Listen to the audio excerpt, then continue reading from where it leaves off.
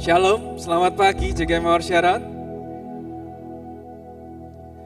Pagi hari ini saya akan berbicara mengenai topik keuangan. Jadi Bapak Ibu kalau yang merasa nggak nyaman, saya masih persilahkan.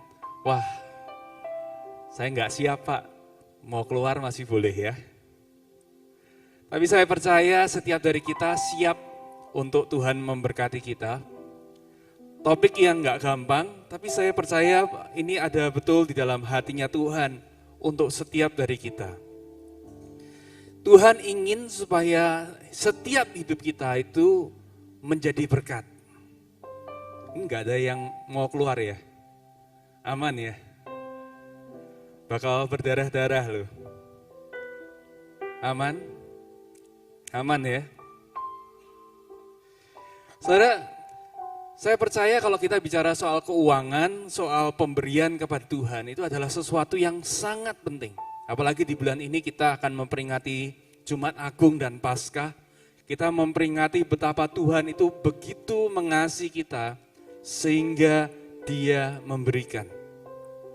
Jadi kita harus ingat bahwa pada waktu kita belajar untuk memberi, itu karena Tuhan sudah memberi terlebih dahulu. Amin. We give because God gave first. Kita memberi bukan karena kita duluan yang ngasih kepada Tuhan, tetapi karena Tuhan itu sudah memberi terlebih dahulu kepada kita. Minggu lalu saya berharap kita belajar bersama-sama attitude dalam giving. Ya, kita memberi bukan karena kita ingin mendapat, tapi kita memberi karena kita ini sudah menerima. Jadi pemberian kita itu betul-betul lahir dari ucapan syukur. Tuhan terima kasih, aku mau memberi. Aku mau memberi yang terbaik, bukan persembahan yang asal-asalan. Karena aku sudah merasakan kebaikan-Mu dalam kehidupanku, merasakan kesetiaan-Mu dalam kehidupanku. Saya mau katakan bahwa Tuhan itu, saudara, adalah pribadi yang luar biasa. Kenapa katakan luar biasa? Karena kalau Dia memberikan suatu perintah, itu lahir dari dirinya sendiri. Artinya Dia tidak pernah memberikan perintah untuk melakukan apapun tanpa Dia pernah melakukan juga. Yohanes 3 ayat 16, kita tahu ayat ini bersama-sama, inilah Tuhan. Karena begitu besar kasih Allah akan dunia ini, sehingga, sama-sama baca yuk, Ia telah mengaruniakan anaknya yang tunggal, supaya setiap orang yang percaya kepadanya tidak binasa, melainkan beroleh hidup yang kekal. Karena Dia begitu mengasihi akan dunia ini sehingga Ia meminta, mengambil, memungut. Kata kerja yang dipakai bukan itu, tapi apa? Mengaruniakan. Atau kata lain dari memberi. Dan Dia bukan hanya sekedar memberi, tapi dikatakan apa? Dia memberikan anaknya yang tunggal. Di dalam bahasa Inggris kan, the only begotten Son. Jadi satu-satunya yang tunggal. Enggak ada yang lain. Artinya Dia hanya bisa memberikan yang terbaik yang Dia bisa berikan di dalam kehidupan kita.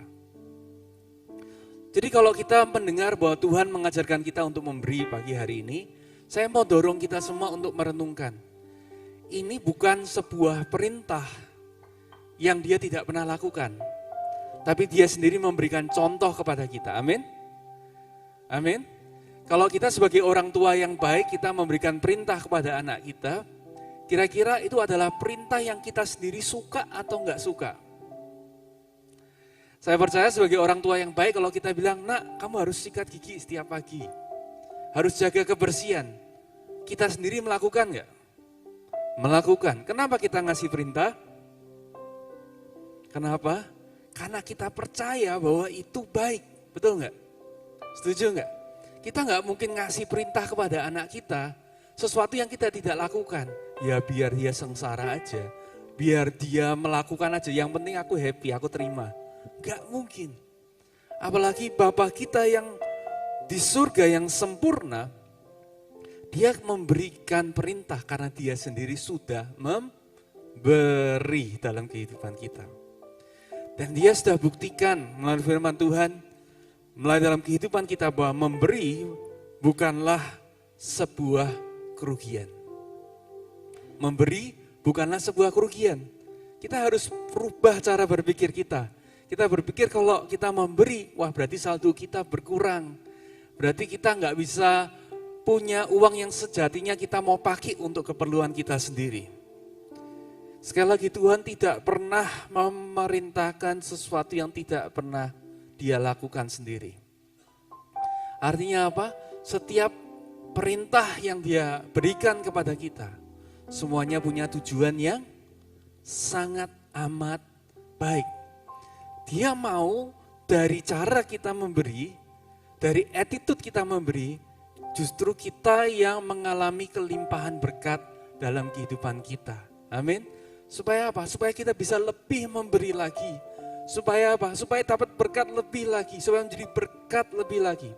Dan supaya kita bisa terus menjadi berkat buat kemuliaan Tuhan. Di dalam 2 Korintus 9 ayat 8 sampai 11. Saya akan bacakan apa yang Rasul Paulus tuliskan kepada jemaat Korintus. Sekali lagi memberikan gambaran kepada kita siapa Tuhan itu. Dikatakan dan Allah sanggup melimpahkan segala kasih karunia kepada kamu. Supaya kamu senantiasa berkecukupan di dalam segala sesuatu. Dia tidak kepingin kita ini kekurangan. Apa dia dikatakan? Berkecukupan. Ya, pada waktu kita ada kebutuhan, pas ada. Berkat, pas ada. Yang perlu kita lakukan, ada penyediaan Tuhan dalam kehidupan kita. Tapi enggak berhenti di dalam berkecukupan, dikatakan di dalam segala sesuatu, kita baca selanjutnya, dan malah apa? Berkelebihan di dalam pelbagai kebajikan. Jadi Tuhan enggak mau berhenti sampai kita ini berkecukupan, tapi hidup kita ini sebagai anak-anaknya, Dia mau supaya kita berkelebihan di dalam berbagai kebajikan. Seperti ada tertulis, Ia membagi-bagikan, Ia memberikan kepada orang miskin kebenarannya untuk selama-lamanya. Perhatikan ayat 10 katakan, Dia yang menyediakan benih untuk penabur dan roti untuk dimakan. Ia juga yang akan menyediakan benih bagi kamu dan melipat gandakannya dan menumbuhkan buah-buah kebenaranmu. Perhatikan ada dua macam yang Tuhan berikan dalam kehidupan kita. Apa? Dia memberikan benih, tapi Dia juga memberikan roti. Benih itu apa? Benih itu sesuatu yang tidak bisa kita makan. Setuju? Ada yang suka makan benih? Biji? Kita sukanya makan yang sudah jadi, namanya roti. Nasi, mie, itu nasi sudah jadi. Itu sesuatu yang kita makan, kita konsumsi. Tapi benih adalah sesuatu yang perlu ditanam, perlu untuk diinvestasikan. Dan dikatakan bahwa Tuhan aja memberikan kita benih. Jadi sesuatu yang untuk ditabur, diinvestasikan, untuk diberikan aja Tuhan yang menyediakan. Jadi kita nggak pernah kekurangan apapun. Ayat 11 dikatakan begini, kamu akan diperkaya dalam segala kemurahan hati yang membangkitkan syukur kepada Allah oleh karena kami. Kamu akan diperkaya dalam segala macam kemurahan hati. Hati Tuhan itu adalah hati yang very generous, sangat murah hati. Dan Dia mau setiap dari kita yang ada di ruangan ini, yang nonton secara online, juga ngalami yang sama. Kita juga menjadi anak-anak Tuhan yang generous, murah hati. Kenapa? Bukan supaya persembahannya makin banyak, bukan supaya saldo gereja makin baik, bukan. Tetapi supaya kita menjadi orang-orang yang menjadi berkat. Dia rindu supaya pakai hidup kita untuk jadi berkat. Saudara, saya jujur pada waktu masuk dalam bulan ini Tuhan kasih tema memberi. Buat saya satu challenge. Karena setiap kali saya merenungkan, Tuhan gimana ya caranya supaya jemaat Tuhan itu bisa diberkati.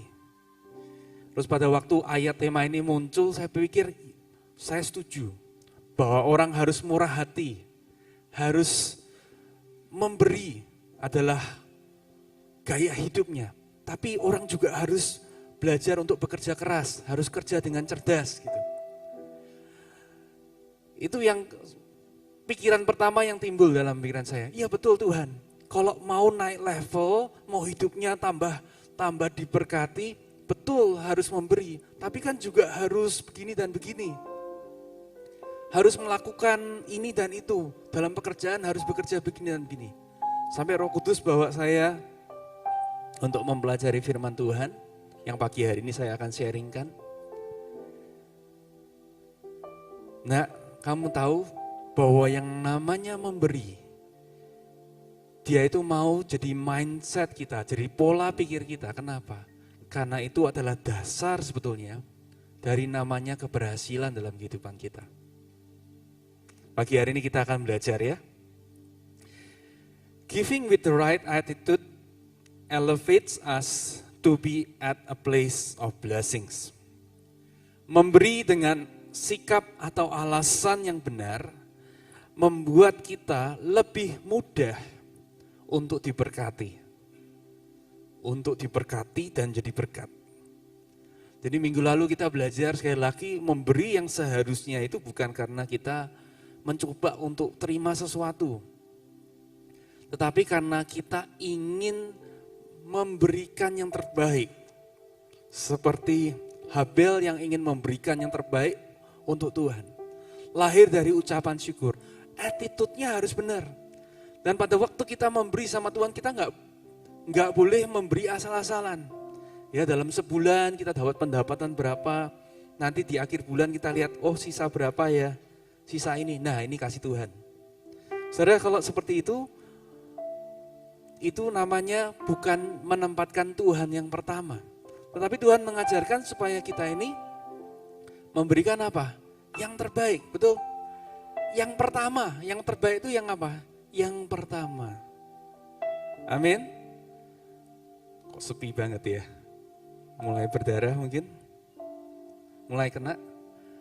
Saudara, saya belajar bahwa yang terbaik itu adalah sesuatu yang kita persiapkan dan sesuatu yang kita sudah rencanakan.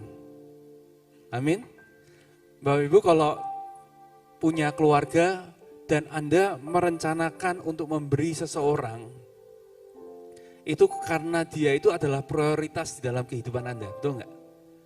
Kalau perlu yang lain dipotong anggarannya, yang penting saya bisa memberikan. Itu menunjukkan bahwa pemberian itu adalah pemberian yang baik. Jadi alasan sikap dalam kita memberi, itu membuat kita lebih mudah untuk diberkati. Make me a blessing. Saya belajar, saya tahu nggak mudah. Ya, dulu pernah saya dengar seorang hamba Tuhan berkata, kalau mau beri persembahan itu gampang, tinggal buka dompetnya gitu ya, lihat yang ada pecahan paling besarnya berapa gitu. Pernah dengar kayak begitu saudara?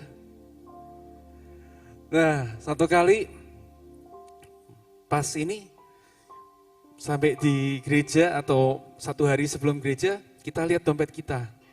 Wah, pecahan terbesarnya kok ini. Terus apa yang ada dalam pikiran kita? Wah, tak tukar gesek beli dulu apa, supaya apa? Supaya dapat kembalian. Kembaliannya kemudian itu yang dikasihkan sama Tuhan. Apakah sikap seperti itu yang kita mau tunjukkan kepada Tuhan dan berkata itu pemberian yang terbaik? Saya percaya enggak seperti itu. Tapi pada waktu kita betul-betul niat untuk memberi, kita akan mengucap syukur Tuhan, terima kasih untuk semua berkat yang Engkau berikan dalam hidup. Aku mau hidup ini memberi. Apalagi memberi kepada Tuhan. Ya, kemarin kita belajar Tuhan itu, minggu lalu kita belajar apa? Tuhan itu lebih pintar daripada kita dalam soal hitung-hitungan.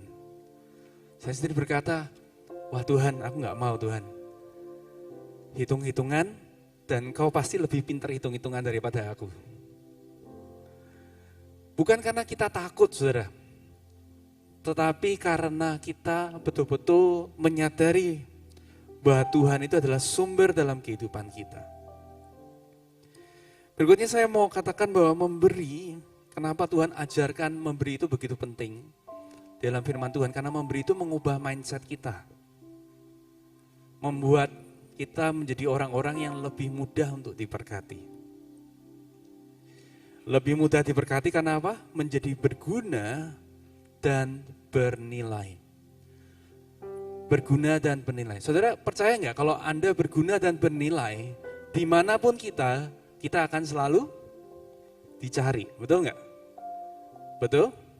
Betul? Kalau kita berguna dan bernilai, pasti akan dicari. Suatu kali ada mentor saya berkata begini, Iman, tahu nggak resep berhasil dalam kehidupan? Pagi hari ini saya mau bagikan. Apa bedanya salesman yang biasa-biasa aja sama salesman yang baik, yang excellent? Di sini ada salesman, ada ya, kerjanya menjual. Apa bedanya salesman yang biasa-biasa, yang buruk, sama salesman yang excellent? Bapak Ibu tahu bedanya enggak? Saya minta tolong Golden, mana ya Golden? Iya. Saudara tahu bedanya? Bedanya salesman yang biasa-biasa sama salesman yang baik? Coba mulai ngomongin. Kira-kira apa ya? Nah, ini saya mau kasih ilustrasi nih. Ini saya ada botol aqua. Ya. Saya minta Golden sebagai seorang salesman untuk mencoba menjual ini kepada saya. Umpama saya ini sebuah toko kelontong gitu ya. Coba bujuk saya untuk beli aqua itu. Selamat pagi Pak, aku mau nawarin aqua ini. Ini seger Pak, asli dari pegunungan. Gak main-main ini Pak. Coba sih Pak. Tak kasih gratis satu. Nanti tester. Coba dulu buat Bapak. Tester. Yakin. Beri tepuk tangan buat Golden ya. Kira-kira baik nggak ini salesman yang kayak gimana?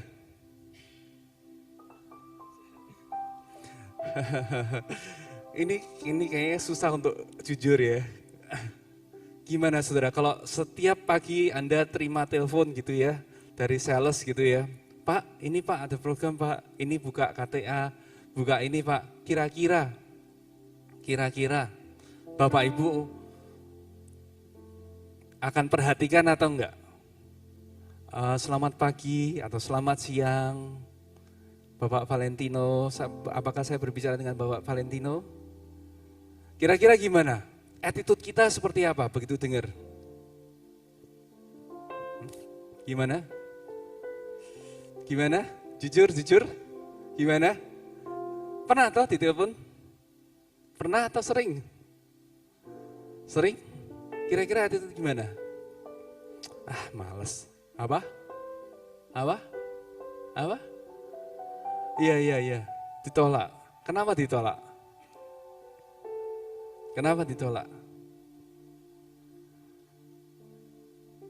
Pak, ini produk yang baik loh Pak. Seger katanya ya. Seger, terbaik.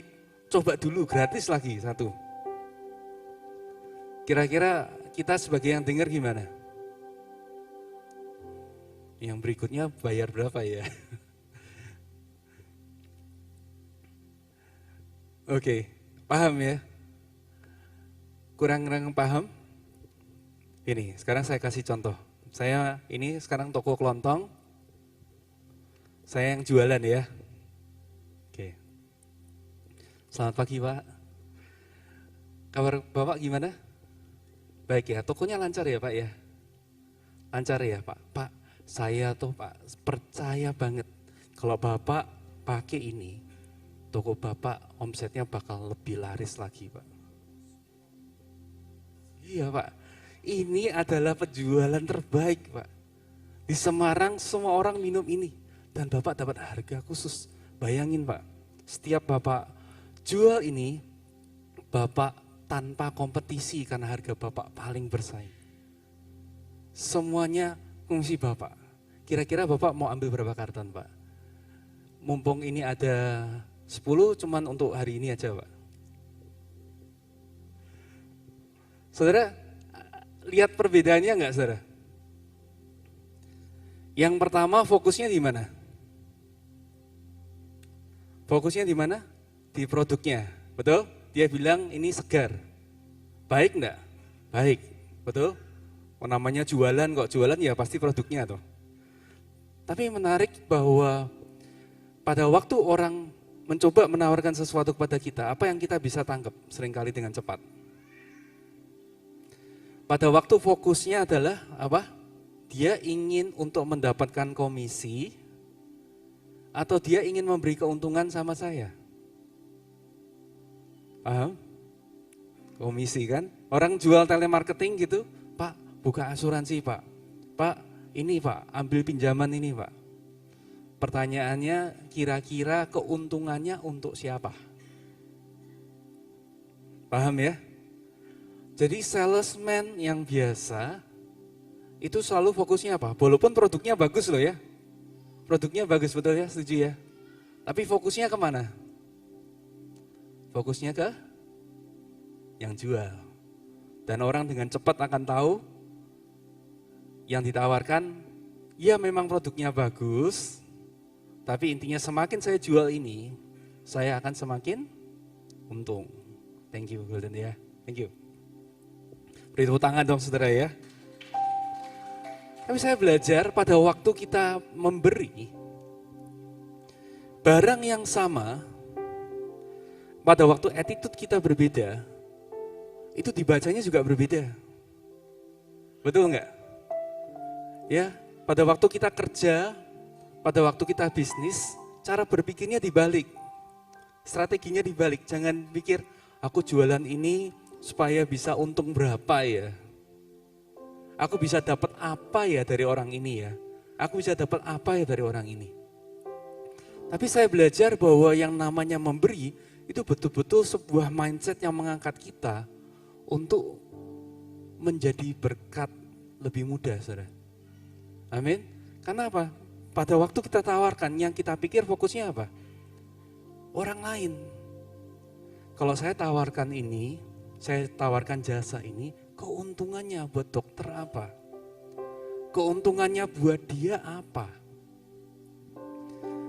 Dan pada waktu orang bisa baca itu, dan orang bisa baca pasti. Wow. Mau. Kenapa? Karena fokusnya adalah memberi. Oleh karena itu di dalam Proverbs 11 verse 24, dalam Amsal pasal 11 ayat 24, dalam versi The Message, dikatakan seperti ini. The world of the generous gets larger and larger, and the world of the stingy gets smaller and smaller. The world of the generous gets larger and larger, the world of the stingy gets smaller and smaller. Dunia orang yang murah hati itu akan terus bertambah besar dan bertambah luas. Fokusnya apa? Memberi. Fokusnya bagaimana aku jadi berkat buat orang lain. Dan Tuhan akan terus pakai influence-nya makin lama makin besar. Tetapi orang yang pelit, dunianya akan makin kecil dan makin sempit. Saudara, kita mau yang mana? Dunia kita makin sempit, semakin kita memikirkan tentang diri kita sendiri, atau kita mau percaya Tuhan? Beri. Itu ngubah cara berpikir kita, saudara. Pola kita, dalam kita bekerja, dalam kita dealing dengan siapapun. Tuhan, aku mau jadi berkat.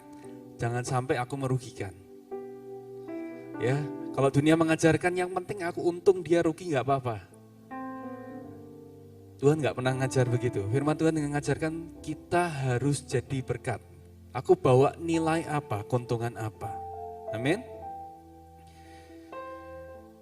Berikutnya saya belajar bahwa perpuluhan dan persembahan itu melatih kita menjadi pengelola yang lebih baik. Jadi kalau yang pertama tadi, memberi itu membuat hati kita, cara berpikir kita berubah. Yang kedua, perpuluhan dan persembahan itu melatih kita untuk menjadi pengelola yang lebih baik. Sesuatu yang kita kelola akan selalu bertambah. Tetapi sesuatu yang tidak dapat kita kelola selalu akan semakin berkurang. Kalau kita nggak bisa mengelola waktu, rasanya waktu juga akan terus habis dan habis. Pada waktu kita nggak bisa mengelola keuangan kita, apa yang terjadi? Keuangan itu seolah-olah tambah lama tambah mepet. Betul nggak? Jadi sebetulnya apa sih yang Tuhan ajarkan pada waktu Tuhan berkata, bawalah persembahan persepuluhan ya dalam bahasa Indonesia, perpuluhan dan persembahan. Kita diajarkan untuk langsung tahu, ini yang 1/10 punyanya Tuhan. Jadi langsung dipisah, ini ya punya Tuhan, pertama gitu. Dan kita harus belajar ngelola yang 90. Berarti apa? Berarti cara kelolanya, cara kita mencatatnya jadi lebih apa? Harus lebih hati-hati kan? Harus lebih teliti dan itu lebih untuk kita belajar untuk mengelola dengan baik.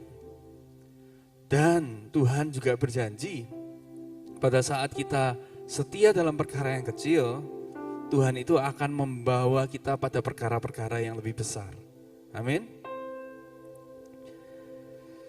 Pada waktu pengelolaan baik, kita belajar sebetulnya sedang untuk menjadi tertib. Sama-sama katakan tertib. Bapak Ibu, ketertiban itu selalu membawa damai sejahtera. Dan berkat adalah sebuah akibat dari kesetiaan. Saudara, kalau Anda lihat di dalam satu lingkungan, rasanya aut-autan gitu ya, di jalan raya rasanya semraut gitu. Rasanya tenang nggak, saudara? Nggak tenang, karena nggak tahu ini kapan ada motor tiba-tiba akan motong dan begini, kayaknya kacau, semuanya kacau. Tetapi pada waktu kita ada dalam ketertiban, Anda lihat di sebuah kota atau di satu tempat, semuanya teratur dengan begitu baik. Rasanya apa? Damai, betul ya? Dan begitu juga dalam kehidupan kita. Tuhan mengajarkan kita untuk setia di dalam perpuluhan, di dalam persembahan kita. Salah satunya adalah mengajar kita untuk belajar mengelola lebih baik.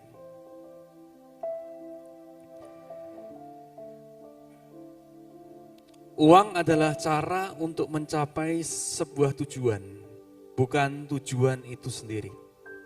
Jadi pada waktu Tuhan mempercayakan di dalam kehidupan kita, itu bukan sekedar supaya kita bertambah banyak di dalam apa yang kita punya.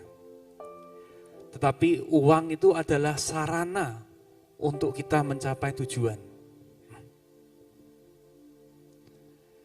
Saya bisa katakan bahwa bensin itu adalah sarana untuk mobil kita bisa membawa kita sampai kepada tujuan, betul? Saudara enggak menjadikan bensin itu sebagai tujuan. Yang penting tak isi penuh. Terus setelah diisi penuh, buat apa? Mau kemana? Nah banyak sekali kita juga berpikir, yang penting saldo di bangku penuh. Makin lama makin penuh, makin penuh. Terus tujuannya untuk apa? Iya kan? Jadi uang atau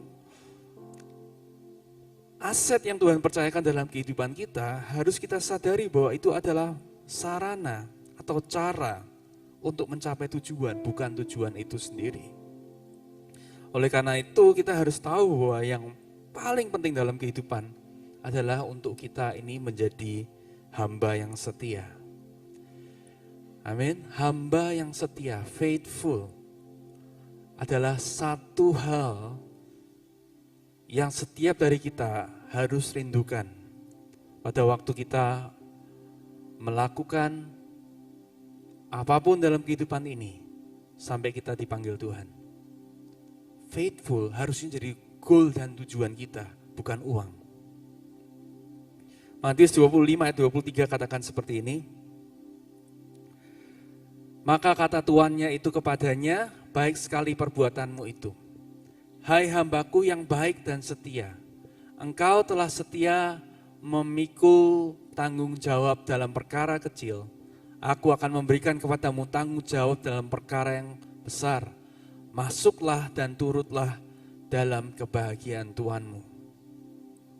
Baik dan setia. Baik dan setia.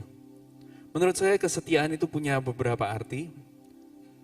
Yang pertama, setia itu selalu bicara mengenai selalu menambahkan nilai kepada orang lain. Faithful itu bicara soal kita ini bisa jadi nilai plus apa, tambahan apa untuk orang lain. Ya, itu adalah definisi dari setia. Apakah dengan ketemu dengan saya orang itu menjadi lebih penuh hidupnya, atau saya ngambil dalam hidupnya, dari hidupnya? Saya berdoa ini jadi kerinduan kita semua. Yang kedua, setia itu adalah selalu melipat gandakan yang dipercayakan kepada kita. Jadi kemampuan mengelola tadi itu selalu bicara multiplikasi. Apapun yang Tuhan percayakan dalam kehidupan kita saat ini, Dia tidak mau kita ini cuman tetap sama. Ya, kalau kita baca dalam perumpamaan ini, yang dianggap sebagai setia itu yang memultiplikasi. Yang enggak ngapa-ngapain dengan talentanya dan tetap sama, itu Tuhan tidak panggil mereka sebagai baik dan setia. Masih ingat dipanggil apa?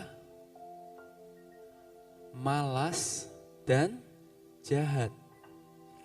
Jadi kalau kita tidak memultiplikasikan apa yang Tuhan berikan dalam kehidupan kita, talenta, kepercayaan, pengaruh, termasuk harta yang Tuhan percayakan pada kita, itu belum namanya setia.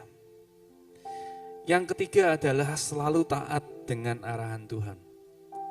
Sebagai pengelola, kita harus tahu bahwa yang punya sejatinya adalah Tuhan, bukan kita. Saya mau tutup dengan ayat ini 2 Korintus 8 ayat 5 dan 7. Saya minta tim presiden bersih bisa maju ke depan. Mereka memberikan lebih banyak daripada yang kami harapkan. Menarik nih. Rasul Paulus berbicara tentang jemaat di Makedonia dan pemberian mereka, dikatakan mereka itu memberi lebih banyak dari yang kami harapkan. Lebih melebihi ekspektasi. Yang pertama mereka memberikan diri mereka pertama-tama kepada Allah, kemudian karena kehendak Allah juga kepada kami. Jadi kita belajar bahwa memberi itu adalah suatu respon kita untuk kita ini menunjukkan kepada Tuhan bahwa kita ini sudah menerima begitu luar biasa dari Tuhan. Kalau kita menahan pemberian kita nggak mau menabur, sebetulnya kita bilang, apa kemarin kita belajar? Tuhan, kamu masih utang sama aku. Tuhan, kamu kurang untuk memberkati aku. Makanya kita minta. Dan seringkali kecenderungan kita apa? Kecenderungan kita biasanya kalau ada kebutuhan kita minta. Begitu dijawab sama Tuhan, Kadang-kadang lupa ya. Kadang-kadang lupa ya. Kalau berarti Tuhan tahu, oh kalau anakku nggak doa berarti nggak ada kebutuhan berarti gitu ya. Setiap kali doa soalnya bawaannya kebutuhan gitu.